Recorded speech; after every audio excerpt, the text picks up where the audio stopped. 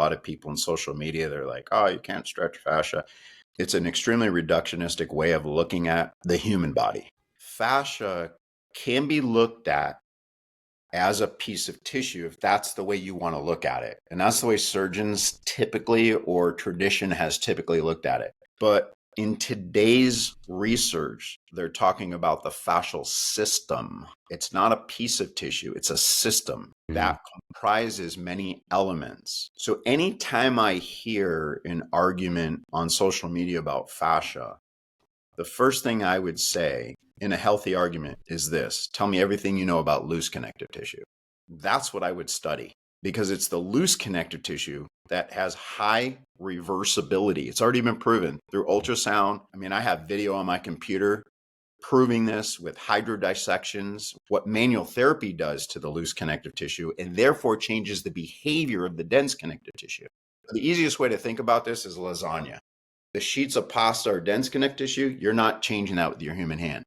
You're changing the stuff in between, which then allows the glidability. Right. And that's all been proven. You can see it under ultrasound.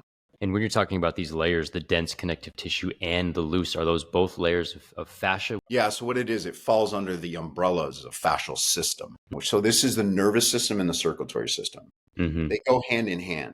What I would strongly recommend to people is to understand that when there's an increase in viscosity, which is a measurement of the fluid's resistance to flow, that's what people feel when they're stiff. Stiffness is an architectural shortness. Stiffness is actually a change in the fluid dynamics of the body. When you have this increased viscosity, which, by the way, I just want to make sure people know, when you have increased viscosity, it's more thick, it's less fluid. Yes, it's like having ketchup in your refrigerator. You go to pull it out and you can't get it out of the bottle. You have increased pressure on free nerve endings, which changes sensation. So point is, the fluid is directly correlated to the nervous system.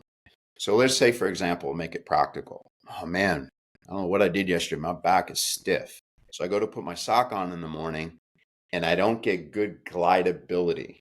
The research calls that shear strain. It's how there's a shearing where one layer of dense tissue will move on another layer of dense tissue. Well, in between, there's like a biological WD-40 called loose connective tissue. And that's where the viscosity can become greater.